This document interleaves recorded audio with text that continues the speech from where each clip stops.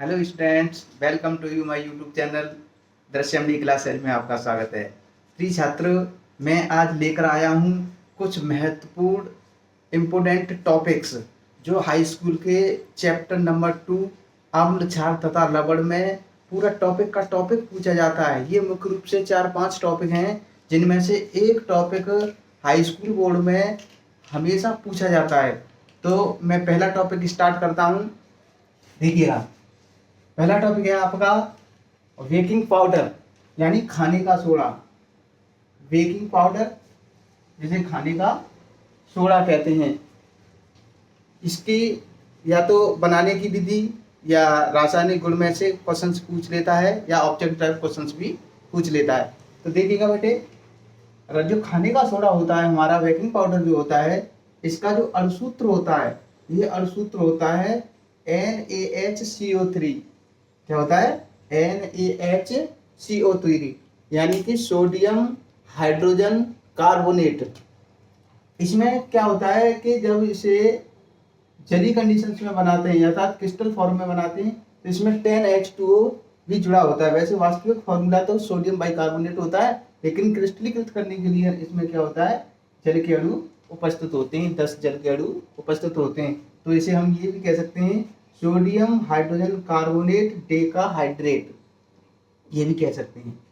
इसका जो अणुभार होता है, इसका जो अणुभार होता है, मॉलिक्यूलर वेट होता है, जो तत्व होते हैं, जो परमाणु होते हैं, उन परमाणुओं का जो भार होता है उस पूरे यौगिक के भार को कंपोस्ट कर देते हैं, उसे अणुभार कहते हैं। जैसे हमने बताया कि इसका जो रासायनिक सूत्र है वो क्या है, NaHCO3। तो Na का परमाणु भार बेटा होता है 23 और हाइड्रोजन का होता है 1, कार्बन का होता है 12, ऑक्सीजन का होता है 16 और कितने ऑक्सीजन है, 3, तो 3 का गुणा। अब इसे आप जोड़ोगे तो 23 और 1 24, 24 और 12 36, 36 और 16 48, 36 48 कितने हो गए? 84। अर्थात इसका अणुभार कितना है? 84, 84। ठीक है बेटे। अब देखते हैं रासायनिक नाम। तो रासायनिक नाम है इसका सोडियम बाइकार्बोनेट।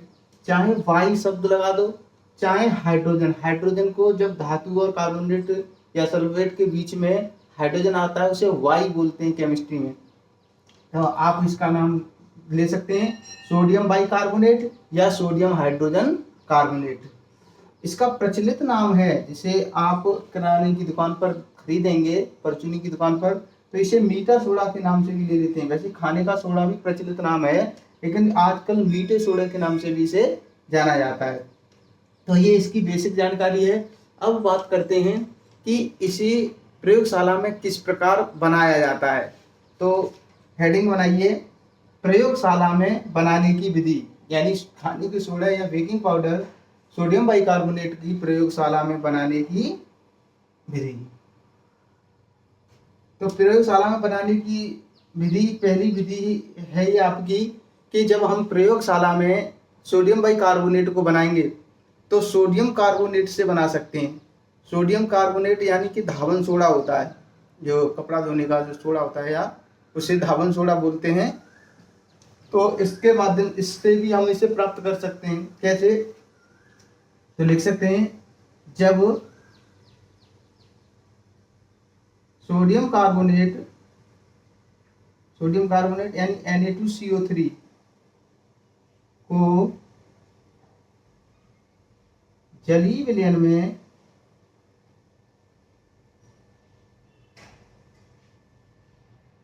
जलीय विलयन में 100 डिग्री सेंटीग्रेड ताप पर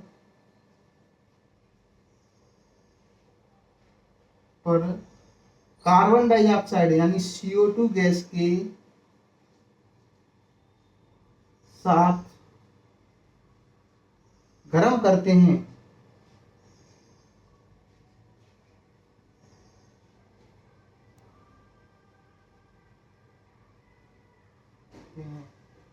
तो सोडियम बाइकार्बोनेट यानी कि आपका बेकिंग पाउडर प्राप्त होता है। बेटे कि जब हम सोडियम कार्बोनेट को जलीय विलयन में 100 डिग्री सेंटीग्रेड ताप पर कार्बन डाइऑक्साइड गैस प्रोवाइड करके गर्म करते हैं तो हमें क्या मिल जाता है, आपका सोडियम बाइकार्बोनेट मिलता है। रिएक्शंस देखिएगा कि सोडियम कार्बोनेट यानी Na2CO3 का जलीय विलयन, यानी जलीय विलयन का मतलब जल, H2O प्लस कौन सी गैस प्रोवाइड कर रहे हैं, CO2 एरो। कितने डिग्री सेंटीग्रेड पर कर रहे हैं, 100 डिग्री सेंटीग्रेड पर। ठीक है, अब करेंगे तो देखो बनेगा क्या, सोडियम बाइकार्बोनेट यानी खाने का सोडा। तो यहाँ सोडियम कितने, 2, यहाँ 1 है, तो बना सकते हैं NaHCO3। तो ये कितने हैं, 2, तो यहाँ कर देंगे 2 का गुणा, ये मिल गया आसानी से। अब देखो बैलेंस करते हैं, क्या कार्बन कितने, 1 और 1 2, तो ये भी 2 का गुणा लग रहा है, तो 2। ऑक्सीजन कितने, 2 और 1 3 और 3 6, तो 3 दूनी 6। सोडियम कितने, 2, ऑक्सीजन कितने, 6। तो ये बन गया आपका बेटे सोडियम बाइकार्बोनेट। ये तो पहला मेथड है जिसे हम प्रयोगशाला में आसानी से इसे प्राप्त कर लेते हैं, सोडियम कार्बोनेट से सोडियम बाइकार्बोनेट को प्राप्त कर लेते हैं। कभी कन्वर्जन में भी पूछ लिया जाता है कि कैसे प्राप्त करें हुए सोडियम कार्बोनेट से सोडियम बाइकार्बोनेट, तो ये उसमें रिएक्शंस काम आएगी। ठीक है बेटे, नेक्स्ट देखते हैं अगली केमिकल अगली बनाने की विधि है, नोट कीजिएगा। Thank you. देखते हैं अगली,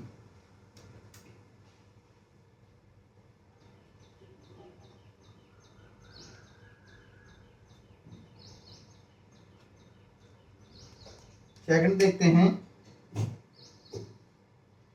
सेकंड में है जैसे कि हमारे पास है रॉक सॉल्ट है NaCl, क्या बेटे, NaCl, और NaCl को जल के साथ कार्बन डाइऑक्साइड और अमोनिया गैस, यानी NaCl सोडियम बाई, जो आपका सोडियम क्लोराइड है, NaCl साधारण जो नमक है, उस साधारण नमक को जलीय विलयन में कार्बन डाई गैस और अमोनिया गैस के साथ प्रवाहित किया जाता है। तो क्या बनता है, पहले तो एक लवण निकलेगा, फिर अमोनियम क्लोराइड NH4Cl, ये वाला Cl और CH3, एक यहाँ से H, तो क्या निकल गया, NH4Cl यानी अमोनियम क्लोराइड, प्लस बचा क्या, Na बचा यानी सोडियम, यहाँ से एक हाइड्रोजन ही तो गया था, अभी एक हाइड्रोजन रह गया H। ठीक है, और आपका क्या रह गया, ये रह गया आपका CO2 और एक O, ये CO3।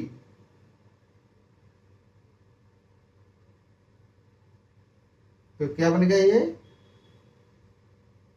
सोडियम कार्बोनेट बन गया जी, सोडियम बाई कार्बोनेट यानी खाने का सोडा।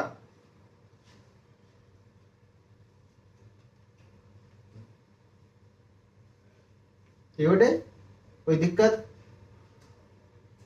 तो इसे आप लिखना चाहोगे तो थ्योरेटिकल रूप में लिखेंगे, जब हम रॉक सॉल्ट यानी साधारण नमक को जलीय विलयन में कार्बन डाइऑक्साइड तथा अमोनिया गैस प्रवाहित करके अपकृत किया जाता है तो हमें सोडियम बाइकार्बोनेट यानी खाने का सोडा प्राप्त होता है, और साथ में अमोनियम क्लोराइड भी मिलता है। तो हम बनाने की विधि देख रहे हैं सोडियम बाइकार्बोनेट की, तो सोडियम कार्बोनेट को मुख्य प्रोडक्ट का रूप देंगे। नेक्स्ट देखते हैं बेटे इसकी भौतिक गुण, छोटा सा टॉपिक है, कंप्लीट हो रहा है। भौतिक गुण में क्या है कि सोडियम बाइकार्बोनेट सफेद क्रिस्टली ठोस है, यानी कि ये जो होता है ये सफेद क्रिस्टली जैसे भूरा होता है मीठा, उसके समान होता है या नमक के समान होता है। यह जल में विलय होता है, अर्थात ये जल में क्या हो जाता है, विलय हो जाता है। इसका कोई वास्तविक मेल्टिंग पॉइंट नहीं होता है, लेकिन ये 100 डिग्री सेंटीग्रेड ताप पर क्या करने लगता है, पिघलने लगता है, यानी विघटित होने लगता है 50 डिग्री सेंटीग्रेड से ऊपर ही। तो इसका कोई वास्तविक मेल्टिंग पॉइंट नहीं होता है।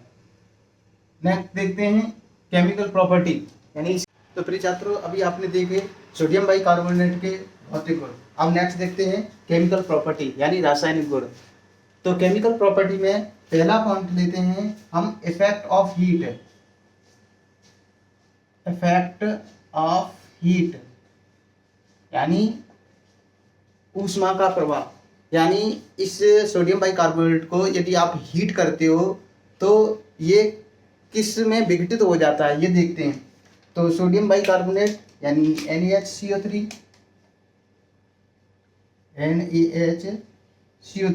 को क्या कर रहे हो आप, हीट कर रहे हो। हीट कर रहे हो तो ये किस में टूट जाएगा, जब भी बात हीट करने की आई तो सबसे पहले जल को निकाल दो, क्योंकि हीट करने पर हम जल ही निकलता है। जल निकाला तो जल में कितने हाइड्रोजन, 2, यहाँ कितना 1, तो इसमें 2 का गुणा कर दें। जब इसमें 2 का गुणा करेंगे तो यहाँ पर भी 2 हाइड्रोजन हो गए और ये निकल गया 2, प्लस क्या बचा, अब यहाँ सोडियम और कार्बोनेट आयंस बचे। तो सोडियम और कार्बोनेट आयन से क्या बन जाता है, Na2CO3 यानी सोडियम कार्बोनेट। अर्थात हमने फर्स्ट जो मेथड देखा था, प्रिपरेशन देखी थी, बनाने की विधि देखी थी, तो सोडियम कार्बोनेट को हमने क्या किया था, जलीय विलयन में कार्बन डाइऑक्साइड गैस के साथ रिएक्ट किया था, तो हमें क्या मिला था, सोडियम बाइकार्बोनेट। अब हम सोडियम बाइकार्बोनेट को हीट कर रहे हैं तो यहाँ से क्या निकालेंगे, जल निकल रहा है और कार्बन डाइ जो आपका सोडियम कार्बोनेट निकल रहा है और प्लस में CO2 निकलेगी। अर्थात ये उसकी बैक रिएक्शन है। जो प्रिपरेशन में होता है वो प्रॉपर्टी में उसका बैक होता है, उल्टा होता है बिल्कुल। ठीक है, तो आपकी समझ में आया होगा कि जब सोडियम बाइकार्बोनेट को हीट किया जाता है तो क्या बनता है, धावन सोडा बनता है और जल और कार्बन डाइऑक्साइड गैस निकलते हैं। नेक्स्ट देखते हैं जल अपघटन यानी हाइड्रोलिसिस। हाइड्रोलिसिस जल अपघटन। जल अपघटन का मतलब होता है जल के साथ क्रिया करना, यानी जब किसी पदार्थ की क्रिया जल के साथ की जाती है तो उस अभिक्रिया का नाम दिया जाता है जल अपघटन। तो यहाँ हम किसका कर रहे हैं, किसका कर रहे हैं, सोडियम बाइकार्बोनेट का। तो सोडियम बाइकार्बोनेट यानी NaHCO3 को क्या करें, जल के साथ रिएक्ट करें।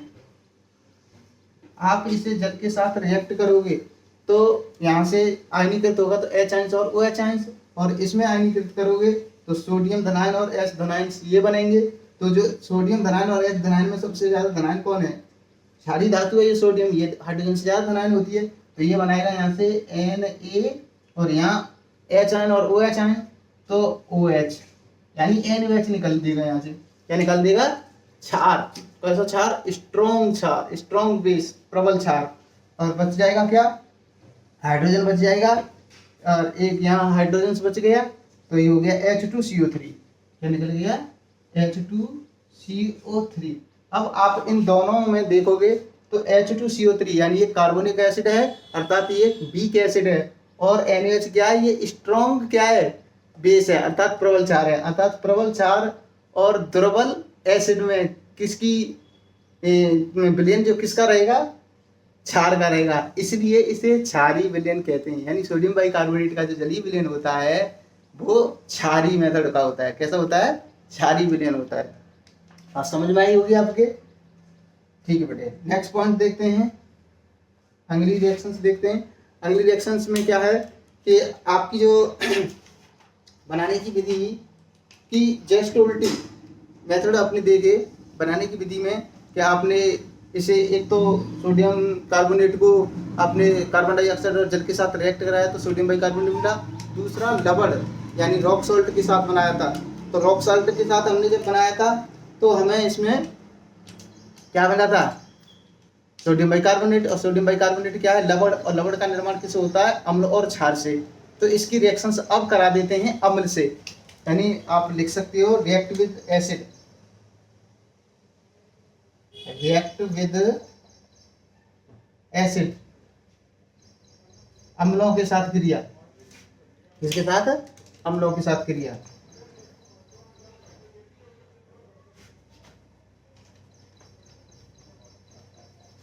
रिएक्ट विद एसिड,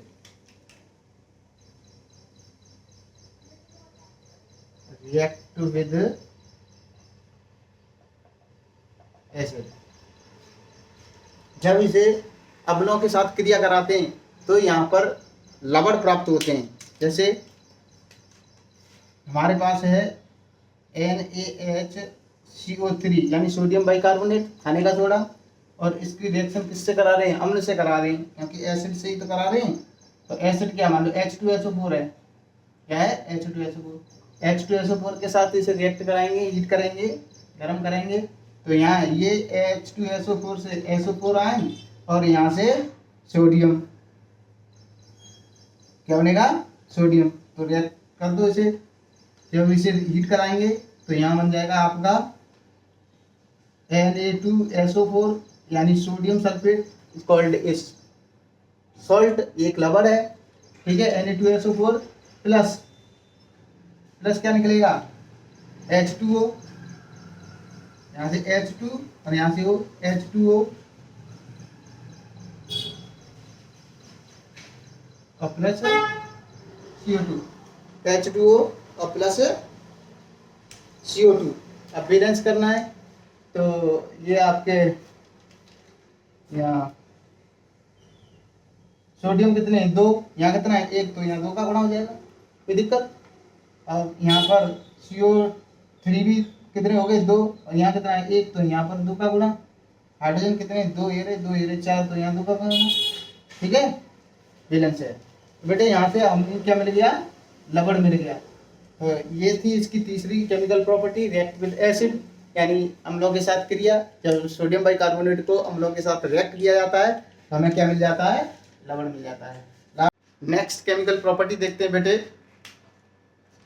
धातुओं के साथ, धातु सॉल्ट के साथ अभिक्रिया, यानी जो आप सोडियम बाइकार्बोनेट की क्रिया धातु लवणों के साथ करते हैं, तो धातु लवणों के साथ क्रिया करते हैं तो हमें आपके क्या मिलेंगे, आसानी के साथ धातु कार्बोनेट मिल जाते हैं।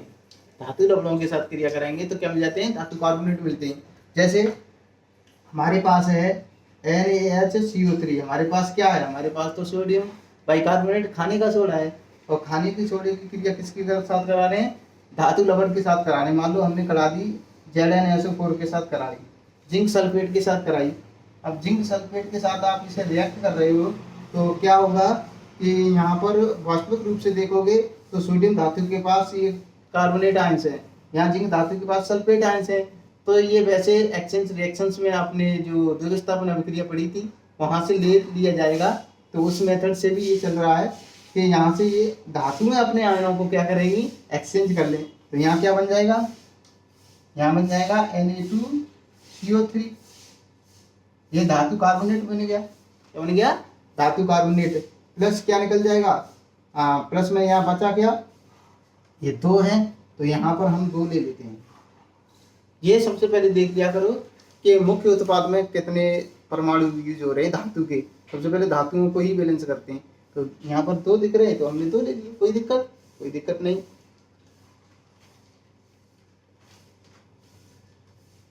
ठीक है, अब क्या बता, यहाँ Zn और यहाँ CO3, तो ये हो जाएगा आपका ZnCO3 यानी जिंक कार्बोनेट।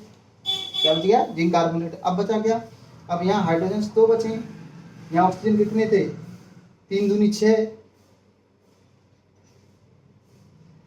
सोडियम के साथ बेटे SO4 आएगा ना, ये एक्सचेंज किया है ना, तो बोल क्यों नहीं रहे हो आप, बिल्कुल भी नहीं बता रहे हो।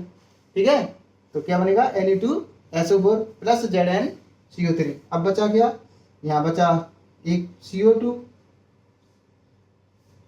प्लस H2O, यही बचेगा ना। बैलेंस करना चाहो तो कर लो। यहाँ जिंक कितना है 1, यहाँ जिंक कितना है 1, यहाँ अब देखो धातु कितने 2, यहाँ पर भी 2, यहाँ CO3 कितने 2, तो एक CO3 ये रहा, एक CO2 ये रहा, ठीक है 2 हो गए। यहाँ हाइड्रोजन कितने 2, ये हाइड्रोजन 2 और ये ऑक्सीजन यहाँ वाला ये हो गया, बैलेंस रिएक्शन है। ठीक है, तो आज देखिए जब केमिकल प्रॉपर्टी कंप्लीट हुई तो अब देखते हैं इसके यूजेस। यूजेस मतलब इसके उपयोग, यानी एंटासिड जो हमारा सोडियम बाइकार्बोनेट है, तो सोडियम बाइकार्बोनेट का उपयोग कहाँ कहाँ है और ये हमारे लिए कितना आवश्यक है ये देखते हैं। तो पहला है एंटा एसिड के रूप में, एंटा एसिड के रूप में। एंटा एसिड यानी प्रति अम्ल बोलते हैं, अर्थात जब हमारे आमाशय में या पेट में जलन वगैरह होती है तो हम इसका यूज करके उसे खत्म करते हैं, अर्थात ये एंटा एसिड के रूप में कार्य करता है। नेक्स्ट पॉइंट है झाग युक्त पेय पदार्थों व गोलियों के निर्माण में। झाग युक्त पेय पदार्थ जो होते हैं जिन्हें हम शुद्धिकरण करके पीते हैं, अर्थात जब आप जल को, यदि कोई आपका संदूषित जल है और उसमें सोडियम बाइकार्बोनेट को डाल देते हो और फिल्टर करके पी लेते हो तो आपके लिए वह सही मतलब सही मात्रा में पेयजल बन जाता है। गोलियों के निर्माण में, गोलियों के निर्माण की बात करें तो ये परिवार नियोजन जो गोलियां होती हैं, परिवार नियोजन जो गोलियां होती हैं उनके निर्माण में भी यूज किया जाता है इसका।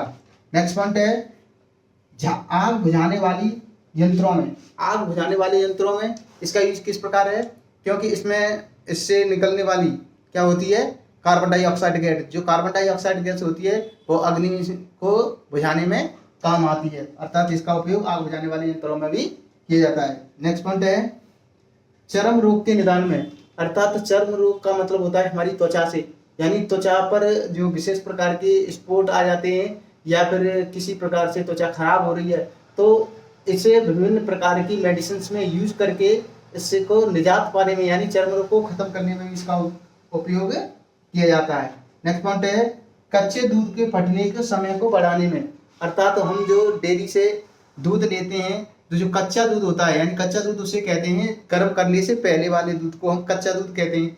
तो कच्चे दूध को कुछ समय के लिए रखा जाता है तो वो फट जाता है, अर्थात खराब हो जाता है।